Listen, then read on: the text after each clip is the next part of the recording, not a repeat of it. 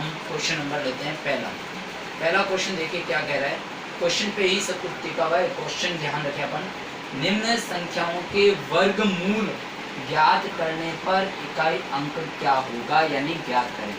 Seventh question class में था, seventh की क्लास में वो था निम्न संख्याओं के वर्ग ज्ञात करने पर इकाई अंक क्या होगा। बस यहाँ पर वर्गमूल का अंक पूछा है कि वर्गमूल का इकाई अंक क्या होगा। देखिए ध्यान से, वर्गमूल का पूछा है तो 9801 है। एक का वर्गमूल क्या होता है, एक ही होता है। तो मैंने यहाँ लिखा है कि वर्गमूल इकाई अंक बराबर 1। बिल्कुल छोटे रूप में इसको करना है। यहाँ मैंने लिखा है वर्गमूल इकाई अंक बराबर 1।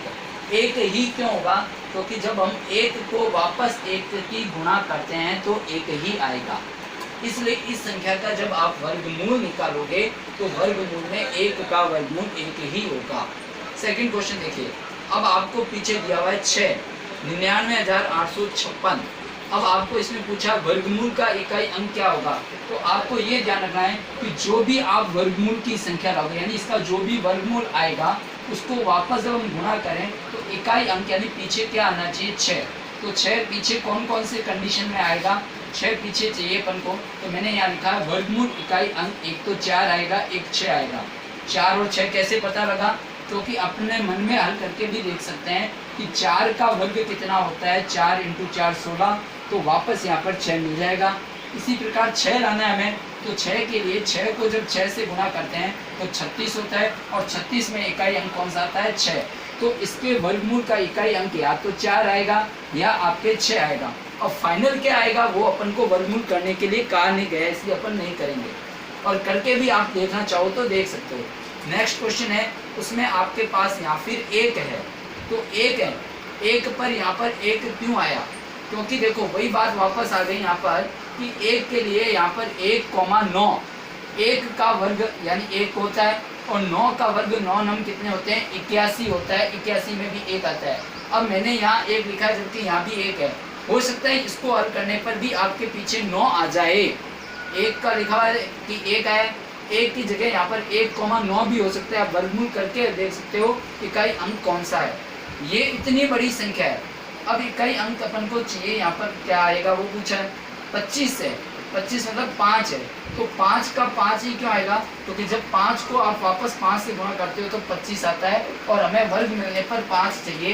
तो ये यहाँ पर 25 लिखा मैंने, यानी 5 आया, क्योंकि 5 का वर्ग करते हैं तो 25 हो जाता है।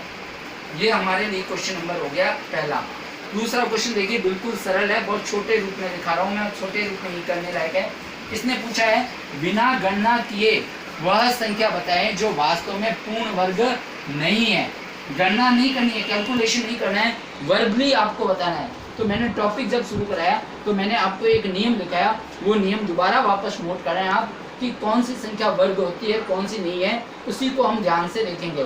सिंपल सा एक नियम है, वो आप लिख रहे हैं, इसका लिखेंगे वे संख्याएं जिनमें इकाई का अंक 2, 3, 7, 8 इनमें से यदि कोई इकाई का अंक है तो वो कभी भी पूर्ण वर्ग संख्या नहीं होगी। दोबारा देखें, ऐसी संख्या जिनका इकाई अंक 2, 3, 7, 8 है वो पूर्ण वर्ग नहीं होगी।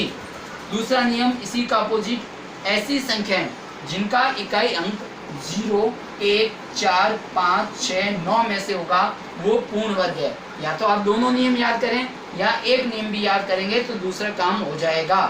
अब आपको सरल करना है सवाल को, देखो कैसे। 153 है, उसने पूछा इनमें से कौन कौन सी पूर्ण वर्ग नहीं है। मैं आपको दोनों चीजें बता रहा हूँ, पूर्ण वर्ग है या नहीं। तो इसका इकाई अंक कौन सा है, 3। 3 कौन से नियम है, यहाँ पर तो लिखेंगे, यहाँ पर इकाई अंक 3 होने के कारण, इकाई अंक 3 होने पर यह पूर्ण, अब देखो 3 यहाँ पर है, इकाई अंक 3 होने पर यह पूर्ण वर्ग नहीं। ठीक है, यहाँ पर 7 है, 7 कहाँ पर है, ये है। ठीक है ना।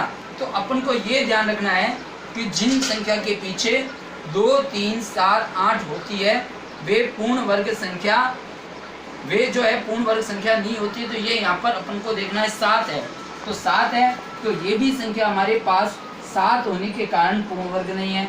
8 आ गई, 8 है तो 8 भी ये देखो, ये 8 के कारण कंडीशन पूछ रहा है, तो 8 होने पर ये पूर्ण वर्ग नहीं। अब यहाँ पर अपने पास यहाँ वापस 1 आ गया, तो जहाँ पर 1 है यहाँ 1 है, तो ये संख्या यहाँ पर क्या हो गई, पूर्ण वर्ग हो गई। अपना क्वेश्चन ये था कि बिना गणना किए ये बताइए जो पूर्ण वर्ग नहीं है। तो पूर्ण वर्ग नहीं है और पूर्ण वर्ग है, ये आप उसी दशा में बता पाएंगे जब आपको इसकी डेफिनेशन यानी इसके नियम, आपको इसकी परिभाषा याद होगी कि कौन सी संख्या पूर्ण वर्ग है। तो मैं वापस दोहरा रहा हूँ, वे संख्याएं जिनमें इकाई का अंक 2, 3, 7, 8 हो वे पूर्ण वर्ग नहीं होती, और जिनमें 0, 1, 4, 5, 6, 9 होता है वे पूर्ण वर्ग होती है। इस नियम के आधार पे ये आपको क्वेश्चन करना है। तो आज हमने 2 क्वेश्चन ये किए और एक क्वेश्चन आपको वो मैंने अभाज्य गुणनखंड विधि का समझाया। तीनों क्वेश्चन का आप बार बार अभ्यास करें। मैं एक बार वापस आपको ये निवेदन करूंगा, रिक्वेस्ट करूंगा और आपको विशेष रूप से कहना चाहूँगा कि जो विवेक बाल निकेतन विद्यालय द्वारा 8वीं बोर्ड की कक्षा को ध्यान में रखते हुए आपके लिए जो ऑनलाइन सुविधा दी गई है उसका आप फ़ायदा उठाएं, आप खुद इसको करें, इसके साथ अपने साथियों को भी बताएं कि ये क्लासेज चल रही हैं, इसका उपयोग करें। हमें ये मालूम लगता है कि आप कौन से विद्यार्थी कितनी बार इसको देख रहे हैं या नहीं देख रहे हैं, इसलिए इस बात की भी जानकारी रखें कि ये मत सोचें कि सर को क्या पता लगता है हम पढ़ रहे हैं या नहीं पढ़ रहे हैं। सर को सब बात का पता लगता है कि आप ऑन क्लासेस में कितना अटेंड करते हो, कितना उसको ध्यान नहीं देते हो। ज़्यादा से ज़्यादा इसको अटेंड करें और आपके लिए जो बोर्ड की कक्षा को ध्यान में रखते हुए सुविधा दी गई है उसका ज़्यादा से ज़्यादा उपयोग करें, लाभ करें, प्रैक्टिस करें और इसको लाभ में ले लें। ओके।